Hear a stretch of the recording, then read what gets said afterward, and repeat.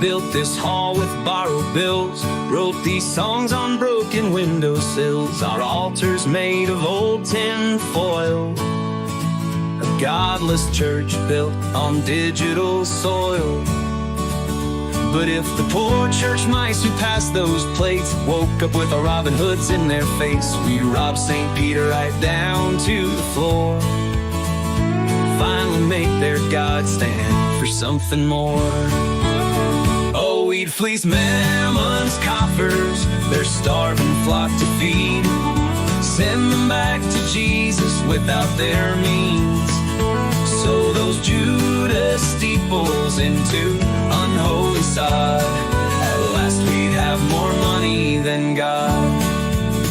If Uncle Sam had their money, he could feed the folks they don't. The godly men get elected so that they won't, while they dance round the mountain with their golden calf, will cast their tablets down on Yahweh's behalf. When saints who pay to pray in their pews look to Korah, get some good news. Oh, we'd fleece Mammon's coffers, their starving flock to feed, send them back to Jesus without their means. So those Judas steeples into unholy sod, at last we'd have more money than God. Their golden gates won't let us in, nor the widows might redeem their sins. Graven images paint a hell so bold, but golden plates can't indulge their souls. With their 30 pieces of silver we'll escape their hell. If they try to stop us, we'll ring their bell. If they get up the nights on their graves, we'll trot. Finally have more money than God.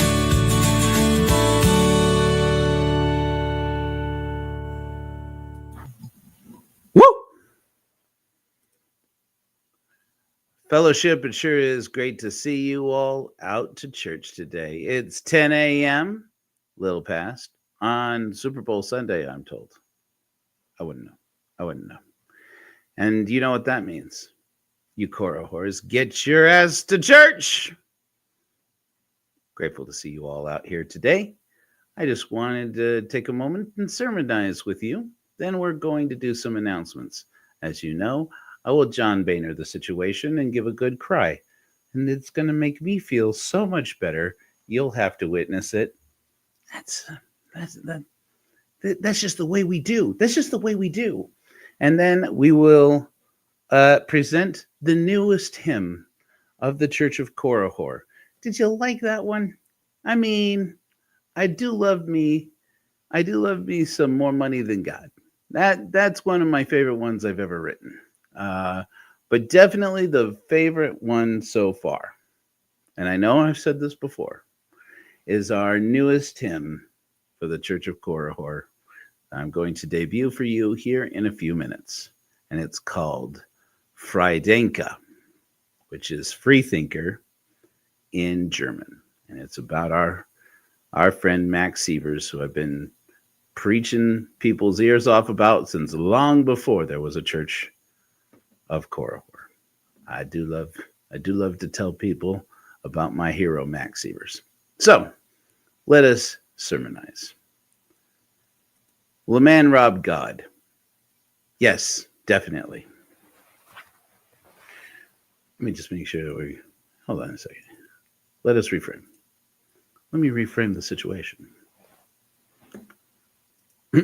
Now, fellowship, I'm going to sing a chorus. See if you can catch up. Girls don't like boys. Come on, friends. Girls don't like boys. Now, if you didn't sing back, girls like cars and money, then I hate to break it to you, you might be from a generation that is not cool. I'll make the rules. Okay, I'm just kidding. Every generation has this song. Try this one on. Tell me more, did you get very far? Oh. Greece made us all call ourselves out with that one. How about this one? So bye, Miss American Pie. Drove my Chevy to the levee, but the levee was dry. Them good old boys were drinking whiskey and rye, singing, this'll be the day that I die. This'll be the day that I die.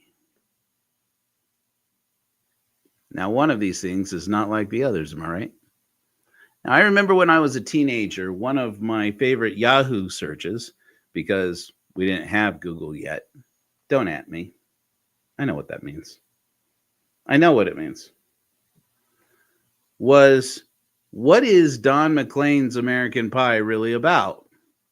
And it was about the death of Buddy Holly and the end of rock and roll, written at a time when Don McLean didn't realize that rock and roll doesn't go away. It just gets better. Caffeine is with us. Who can be against us? Most of the lyrics to American Pie are pretty obvious. But then there's this line. I was a lonely teenage bronc buck with a pink carnation and a pickup truck. But I knew I was out of luck on the day the music died. Now, the pink carnation refers to a song about a boy who stood up for the prom. And the pickup truck, though, no one really knows what Don McLean was on about. But the list I remember pulling up on a web page back when we used to have people tell us what the difference was between a website and a web page said that the pickup truck in Americana meant sexual freedom. Oh my. Now, when I was a Mormon boy, I was certain of precisely three things in life. One, George Lucas was going to realize that I was the only one who could make the future Star Wars movies. Two, that God wanted me to go on a mission. And three, that girls had no idea that I was alive. Imagine my surprise when in the coming decade, all three of those proved to be totally not true. But as Jesus would have it, the last was first. Well, what are you going to do? Because when I turned 16, my father bought me a car. Now, I've been assured that this means that I am bougie. If you date AFAB persons who say that you are bougie because your daddy gave you a car, take my advice, just let it go. Don't explain that a 1990 Cutlass Calais that had a water pump that would randomly pop open and dump all the coolant does not constitute the bourgeoisie, and you are definitely a crusader for the proletariat. You're going down a bad road. In Arizona speak, flip a bitch and get out of there. Because I do have to admit, as soon as I had that shitty car, girls suddenly knew that little Joey Rollins was here and was, at long last, a man. By the way, if you come from a long line of men with deep voices, also helps. Now, in America, we love our cars. And cars represent a lot. Independence, work, thrills, status, and most certainly, sex. But now, in 2025, they also might mean shelter. Safe parking programs have emerged all across this land of ours in the recent years to support individuals and families who are living in their vehicles. As of late 2024, there are more than 40 such programs nationwide, completely unprecedented. Nothing like it in the world. And that's by 2024. So don't put that on anybody who's in office now. Well, unless they were in office in 2024. Frankly, who was going to do anything to stop it? And if they did, who was going to help them? San Diego's safe parking program encompasses 4 locations now, accommodating more than 220 vehicles.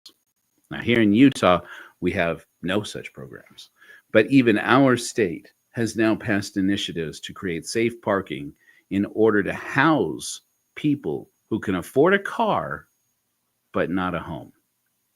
And that shit really grinds my gears. Because I grew up in Reagan's America. I came of age in Clinton's America. And I know that the first step towards I got 2 screw-ups in so far, congregation. But I also have exactly 2 hours of sleep. Emergency sermon yesterday put me a couple hours behind. Begging your pardon. That the economic, and I know that the first step towards generational wealth is home ownership. That the great economic crisis in America can only be solved with home ownership. And as we all were baptized in the fire of that gospel, home values went up and up and up until 2007. Oh, yes. 2007, when Toto pulled back the curtain and we all saw that the emperor had no clothes. I may mix metaphors. The housing crash of 2008 should have taught us a lesson, but America doesn't really seem to do that. We bailed the banks out, and the homeowners and renters ended up on the streets. Some of them worked out a plan and worked their way back. Others just died. And to really epitomize what that means, I want to share with you a clip from one of my favorite movies to not be my favorite movie. It's called The Big Short. We'll see how long we can get away with that.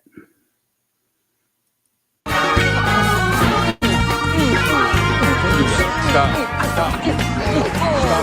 Charlie. Oh! Stop it. Stop. What? You have any idea what you just did? Come on, we just made the deal of our lifetimes. We should celebrate. You just bet against the American economy. Fuck yeah, we did. Yeah. Fuck yeah. Which means, if we're right, people lose homes, people lose jobs, people lose retirement savings, people lose pensions. You know what I hate about fucking banking? It reduces people to numbers. Here's a number. Every 1% unemployment goes up, 40,000 people die. Did you know that? No. Did you know that? No, I didn't know that. We were just excited. Just don't fucking dance. All right. Where are you going?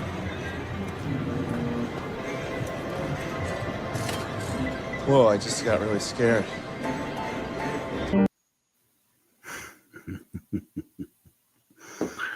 Too late now. Now, in the movie, they had just bought some credit default swaps. In reality, those purchases didn't go down that way. The movie is very much a general representation of things that happen over large spaces of time, condensed down into dramatic scenes. But that was more or less the feeling that these very real people had about what they experienced out there. By the way, that statistic is actually closer to 37,000 and based on some really old data, but the point is the same. As unemployment goes up, so does crime, unhousing, substance abuse, and suicide. Now, meanwhile, did you know that the 5th largest landowner in the United States is the Church of Jesus Christ of Latter-day Saints? And of any organization, they don't know for sure, but probably of one singular organization, the singular largest landowner in the United States. And they're definitely the number one landowner in Florida, where this one organization owns 2% of the state of Florida. Think about that. Now, many a religious person will tell you that they give, religious people, more money to charity than godless people do. But good luck getting them to admit that most of that charity is for God in the form of tithing. But how many of them know where their tithing dollars actually go or care? But the Church of Korihor asks contributors and fellows for only $2 a month. What can one do? Well, one of the categories of our missions of reason is missions of shelter. My vision for missions of shelter was that people across this nation could develop non-market housing as a church mission, and their tithing could go to building housing co-ops, like apartment buildings or townhomes, but where instead of paying rent, you buy shares. Now, can that really work? Yes, it works all the time, and churches are often a part of it. Now, a godless church like ours could actually turn the tide of rising rent costs in this country with tax-deductible donations, not just from our members or our friends, but from local businesses, public grants, state programs, and who knows what else. Auctions, raffles, local retail businesses. Let us have room, my friends, to dream together. I want to tell you 3 brief stories, and I want you to think to yourself, did you know that churches could do that? Why can't we do that? Have this one for size. Peace Presbyterian Church in Eugene, Oregon. I'm going to have to start sleeping more before a sermon. In Eugene, Oregon, faced a shrinking congregation and had unused land. They decided to use their property to create affordable homes. In 2022, they sold 3.6 acres to Square One Villages, a nonprofit focused on housing solutions. This partnership led to the creation of Peace Village Co-op, a community of 70 affordable housing units. Now, the 70 homes at Peace Village were built for less than half the cost of traditional average affordable housing developments. Now, they use around 50% less energy than similar sized homes, leading to lower utility bills as well. Amenities include a community kitchen and dining area, meeting space large enough to accommodate all residents, laundry facilities, storage space for bicycles, and shared tools and other flexible use spaces. Not too shabby. In Arlington, Virginia, the Arlington Presbyterian Church faced declining membership and sought to repurpose its property to benefit the community. In 2012, APC partnered with Arlington Partnership for Affordable Housing to develop Gilliam Place, a 6-story complex with 173 affordable apartments completed in 2019. Now, Gilliam Place offers studio to 3-bedroom units for households earning up to 60% of the area median income. The building includes community spaces and nearly 9,000 square feet of ground floor space for civic and retail use, housing APC's new worship area and La Cocina, Virginia, a bilingual culinary training center and cafe. Grandview Calvary Baptist Church in Canada partnered with a nonprofit organization to develop Co-Here housing on their underused parking lot. Now completed in 2018, this mixed-income apartment building provides affordable housing options while fostering a sense of community among residents. It has been projected that in the coming decades or so, more than 100,000 churches will close. Now, that's an opportunity. That is an opportunity. At korahor.org, contributors can log in and go to our missions, which is a kind of social network, to talk about how we could organize our own missions of reason, including around creating non-market housing, as it is called, that will not only make affordable housing for tenants, but will possibly help to bring down costs in whole communities where renters take ownership of their own homes and their own futures. We have to try. Well, I guess we don't have to. We can become overwhelmed again and look the other way. We can trust gods and governments to do it for us, what we are triggered to do for ourselves. But we can also just do this instead. And if we don't, just don't fucking dance. Good morning, friends. I just wanted to add a few words here from the heart. There's a possibility we may get joined later by Jenny Gage. I did not have time to set up the live for Linger Longer, but we do plan to linger longer. So those who are here while you're supposed to be watching the Super Bowl or whatever they do at those sports bowls, you could certainly join us at Linger Longer. But I wanted to set up but there's a possibility that we will have Jenny Gage joining us here, and I am excited about that.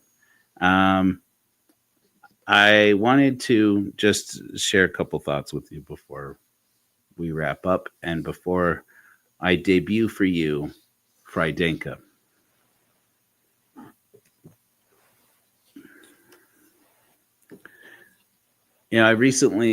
I've been looking into this co-op thing for a while now, and I see in it a real opportunity to rob God.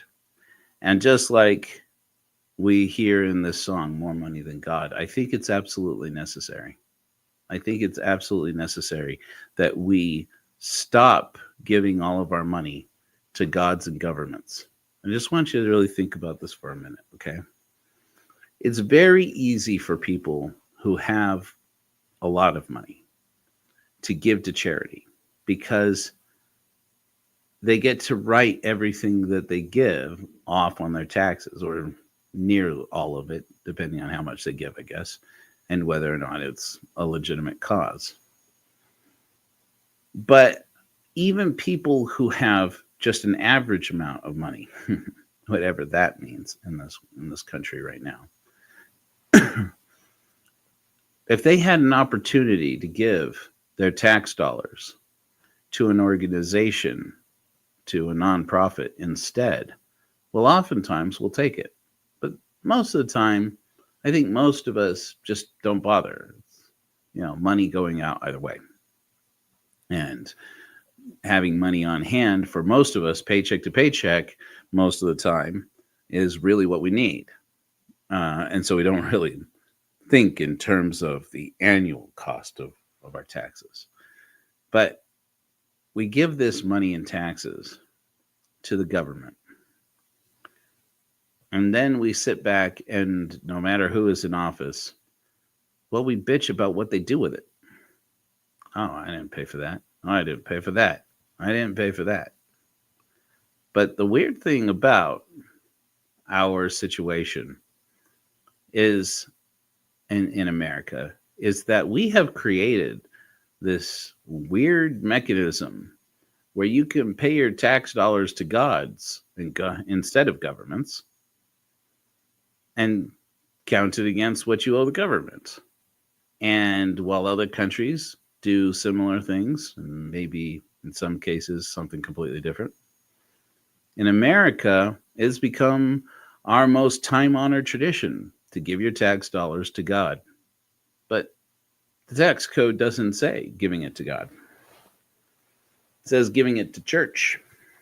Now there's a godless church. And I don't like asking people to give us money.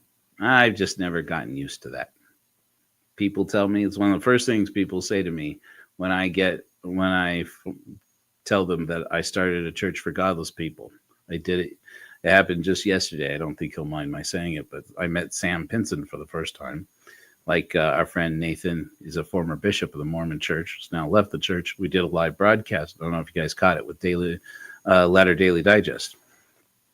And he said, gonna get that tax-free money, I see.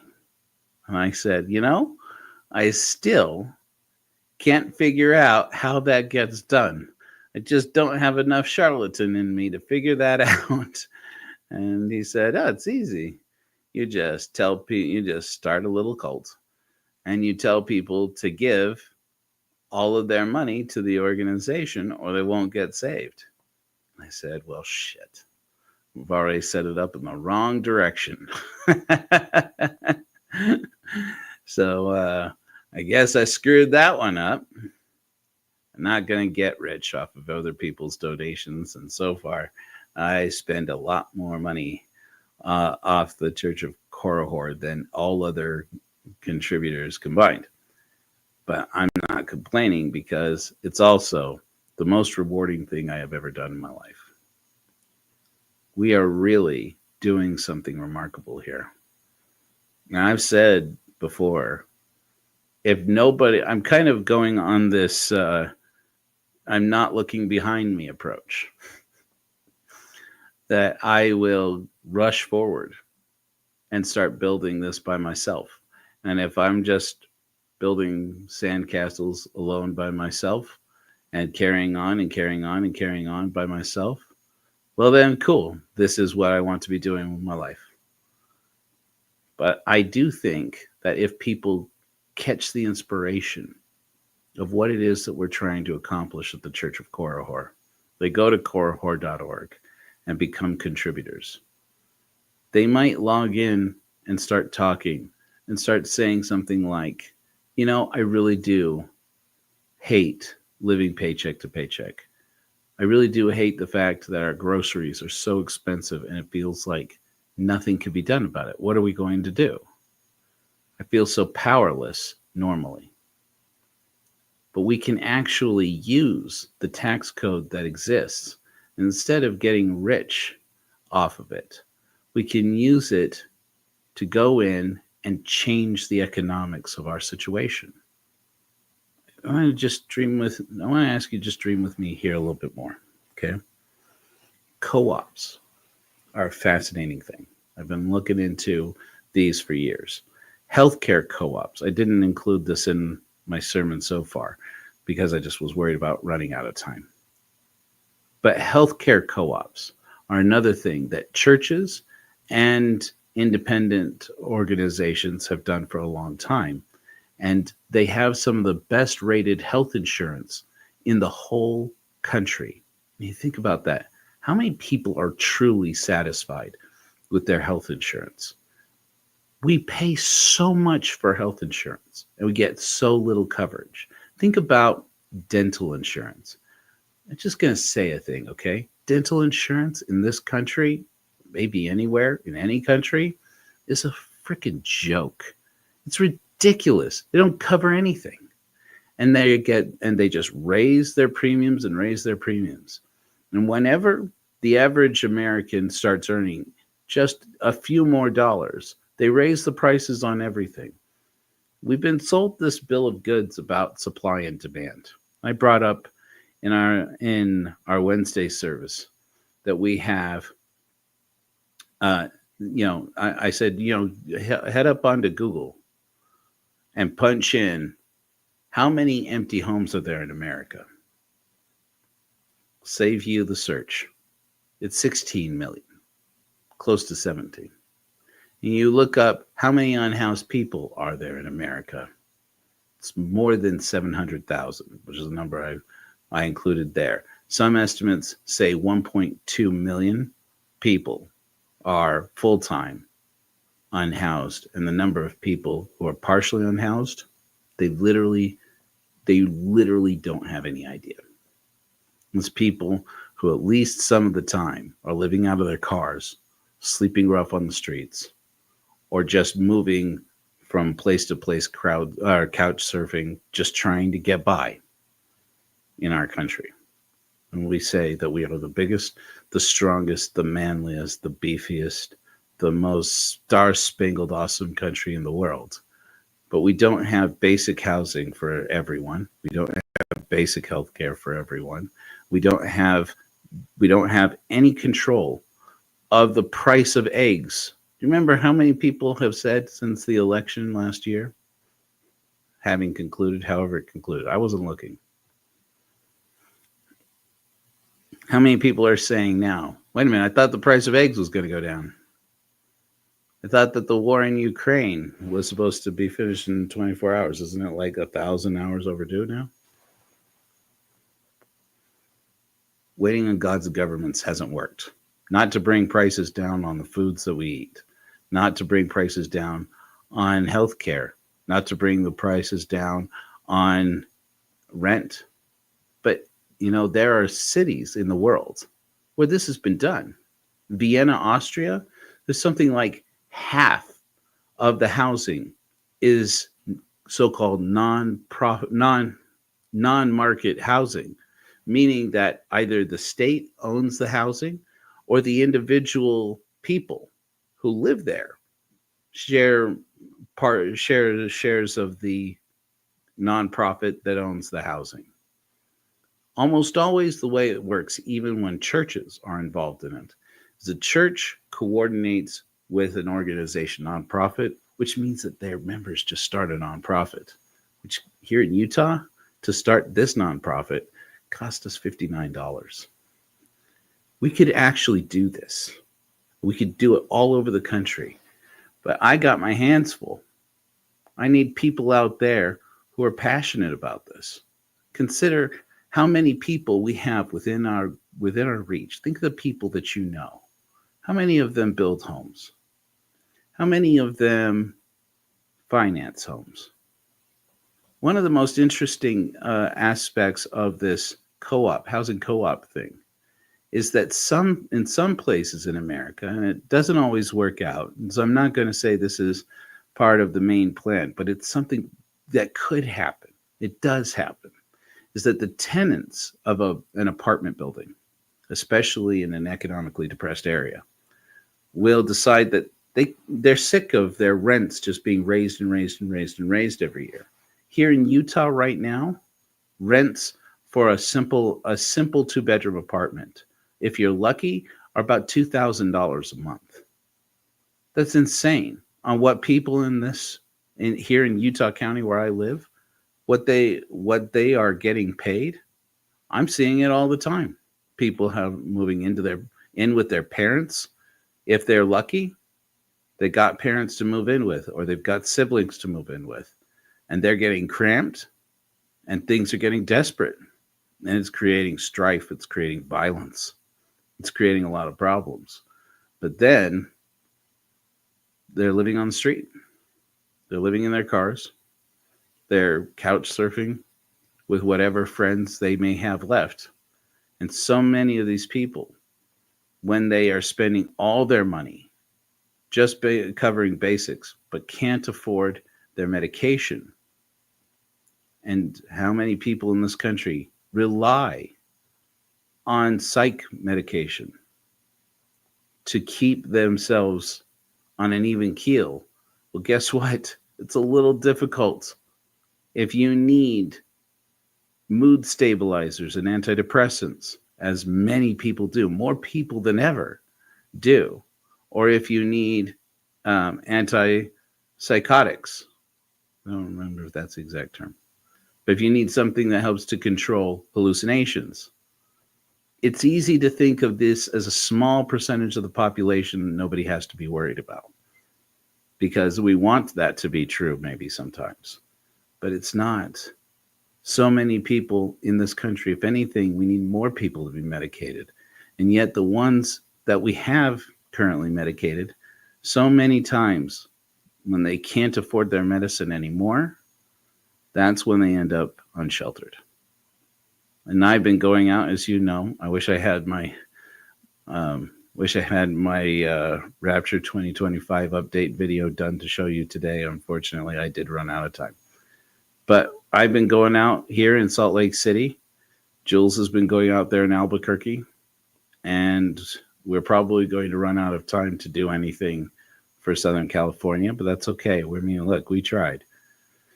But it's still cold out here in Utah, and we're still getting these cold snaps. And even to last night and tonight are code blues here in Utah.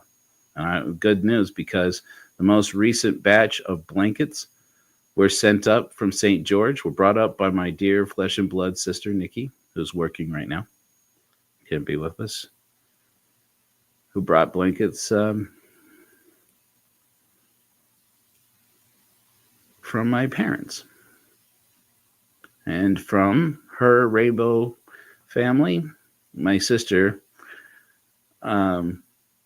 is really big in the drag queen community. I mean, life is so amazing sometimes. My sister's like well known and well connected in the drag queen and drag king community. They love her, these rainbow people. And no, not all of them are trans, but some of them. And she's really big in the trans and queer community as well. People know Nikki. And she put out to her network, my brother started a church for godless people up in Salt Lake, and they're collecting blankets. She collected 35 blankets and also shoes and coats. And she brought them up this last Thursday. And on her way out the door, the night before, my Mormon mom asked her, "Do you need more blankets?" I don't have to tell you, my mom's not big on the Church of Korihor. But she wanted to help. We can create opportunities for people to get involved in what we're doing. But we need people who are inspired to pick up the work and do it. I wish I had my picture here with me. I'm going to just say this, and then I'm going to show you our new Godless hymn video. And then we'll go over to Linger Longer. Unfortunately, I don't have a link for it yet, so you'll just have to kind of hang out and wait for me to go live, and I'll put the StreamYard link in the new live.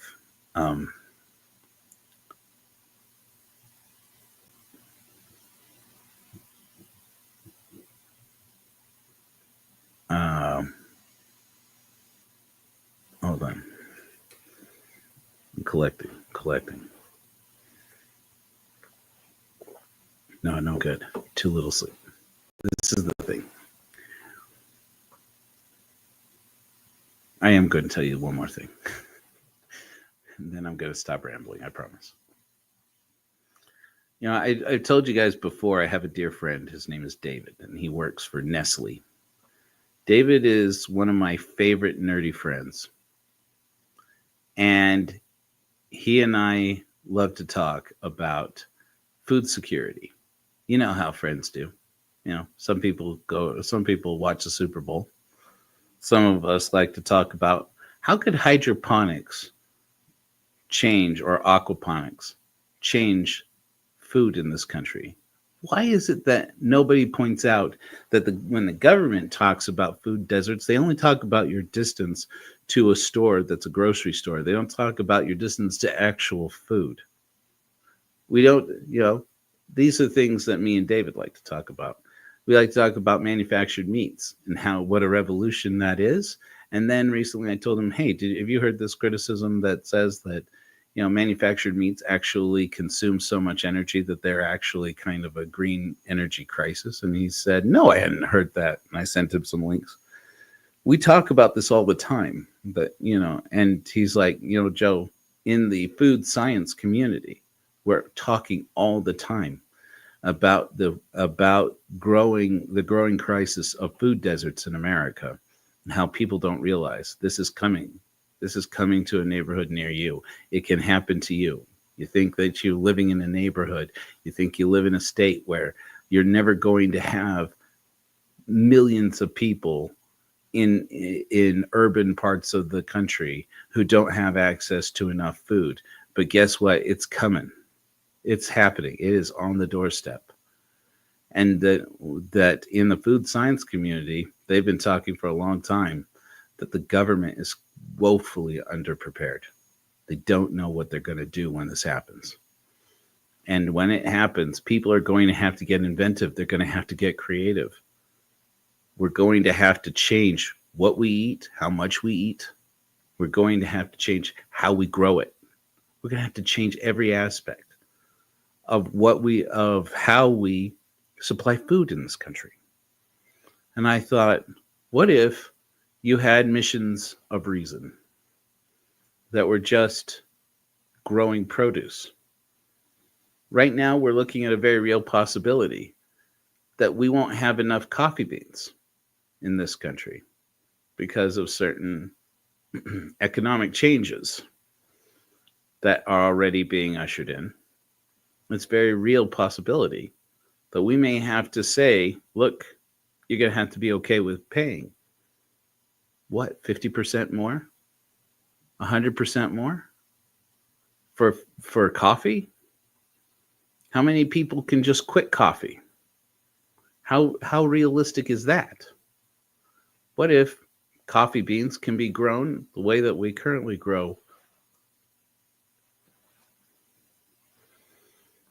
with aquaponics in somebody's garage, somebody's basement, somebody's rooftop? David and I were talking. He said people don't realize this, but right now in the food science world, they're talking about putting urban farming centers on the roofs of buildings, and how that may become that's likely to become a whole industry. If you were business inclined, we can even bring capitalism into it.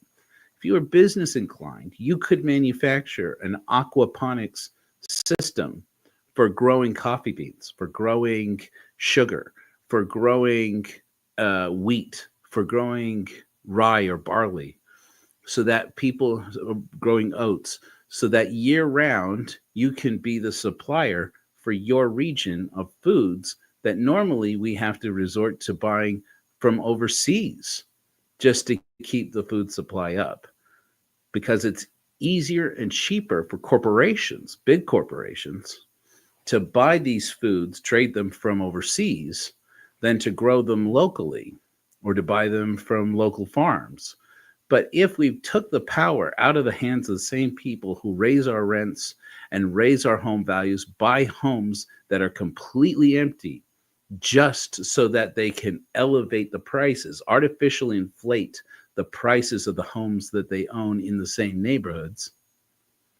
If we could take the power out of the hands of that small handful and say, we will do for ourselves, thank you very much, we could actually take this whole market and stabilize it, make life better for each other, more affordable for each other.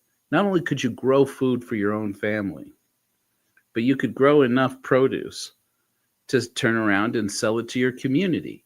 Or a group of families could get together and start sharing the cost of the urban farming solutions, urban farming co-ops, and then have one or two people who are really passionate about it, because not everybody's going to be passionate about actually doing this, but you'll get a couple of people who are good at it and want to get better at it and say, look, we'll pull our resources together, and the money that we normally give to Walmart, Kroger's, Ralph's, whatever, Smith's, whatever it is, we'll give to each other.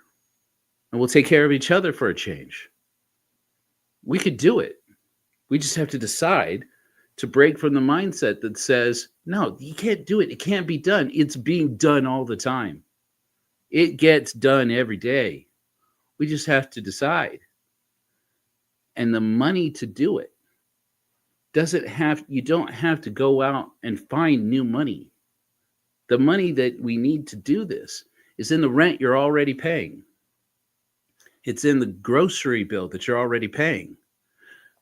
I can't tell you. I'm not going to say any names, but a trusted, close person, a close friend in the Church of Korihor, in our community, and I were talking once, and told me, I talk like I'm doing really well, but the reality is, every time I have to buy groceries, I have something of a panic attack. I know it. Do you? I mean, how many people out there know this?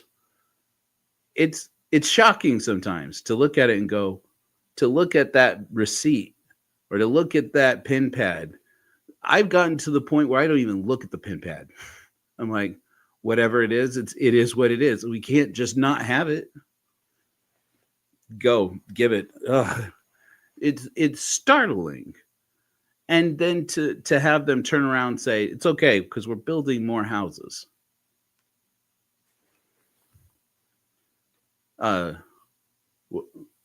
Okay. What's it going to do for our grocery costs? Oh, building more houses gets more money into the hands of developers who hire more people. Yeah, true. That is true, which means more money circulating in the economy. Yes, it is. Which means that the the cost of food, the cost of healthcare will all go down. No. So far, as it doesn't even seem to have much of an impact on the price of housing, let alone the price of food. It's disturbing. How can this possibly be? How can we be living like this in the richest country in the world, supposedly? And you can say every country's having these problems, Joe. It's not true. It's not true. And it's not true in every area of this country. We could be doing it if we just decide to take better care of each other. Or we could just decide that we're too overwhelmed, too triggered, that we're too shell-shocked by this traumatic event, by these traumatic events of our economic situation that so many of us are living in. Okay. We could do that. Just don't fucking dance. Amen. As you know, we have been investing in promoting a series of shorts to young people. I hope you guys have loved our first book, our first Godless hymn from our series, Heroes of the Resistance, about Anne Frank. It's called First Book and Last. I have had so many people giving positive feedback on this hymn. I think that Jenny Gage told me on the day we debuted it last week at forgetting Godless sermon number 9, Forgetting is Not Forgiving, that day she listened to it something like 7 times because she just loved so much that it existed. I really appreciate that. I think somebody else said at Wednesday service that it was their new favorite hymn, and it's getting a lot of love. I've been putting it out there. We've been getting a slow trickle as we pay for advertising, a slow trickle of people not only liking the video of First Book and Last, but also subscribing to the Church of Korihor's page on YouTube. In the course of the last week, since we started promoting this hymn, celebrating Anne Frank, we've gotten, I think it's 30 new subscribers. It's not huge, but it's more than we've ever gotten in 1 week, ever. And a lot of it came directly from subscribers who saw that video in the YouTube Shorts feature and subscribed to the Church of Korihor. This is actually getting the word out there. And so this video this Godless hymn is about Max Sievers, who, as you remember, was the president of the German Freethinkers League, who saved 500,000 atheists and agnostics from being wiped out in the Holocaust. And we're doing this because people in America, especially younger people, are woefully uneducated about the Holocaust. And rather than just shaming them and shaming each other, we've decided we're going to do something about it and give inspiring messages about people. Yes, so far people who didn't survive the Holocaust, but people they need to know, people that you should know. This has happened in our history, and there are some people who want us to forget, because forgetting is not forgiving. For the oppressor, it's so much better. And that's why I wrote this Godless hymn that is now my favorite. I've said, by the way, that I wish I had the money to produce a musical about Max Sievers and the German Freethinkers League, because I think it would make an amazing musical. And I've written a few of the songs, but I stop because I get depressed and go, well, what am I doing? I'm wasting my time. And I'll never be able to actually do this. But then I made this Godless hymn, and I got my first peek at hearing exactly what that musical would have sounded like. And it moved me. I mean, it moved me to tears more than once this week. And I'm very proud to share it with you. After Frydenka, I invite you to stick around, and we'll go to Linger Longer. I'll put a link to the StreamYard into the page so we can hang out and talk. Until next time, my friends. Flash bright.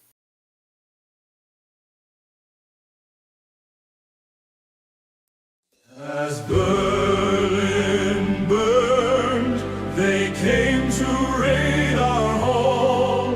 Our godless rolls were empty. Max Sievers saved us all.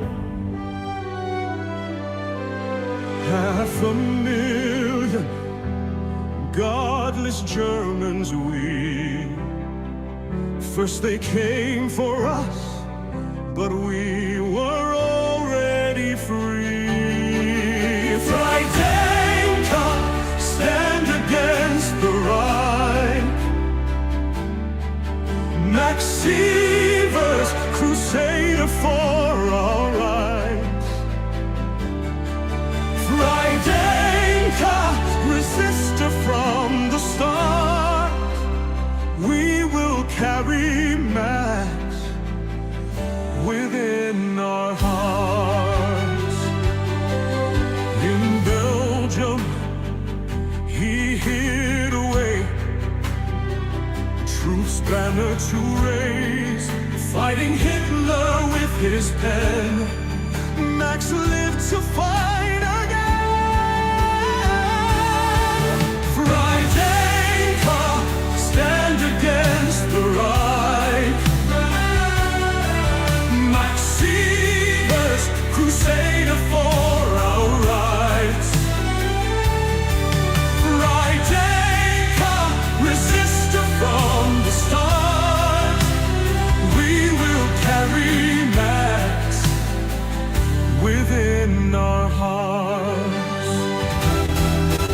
America turned him away, a hero lost in the fray. Your name we will sing, Max Sievers, hero of the free. Frydenka, he was taken by the right. Max Sievers, murdered for our rights.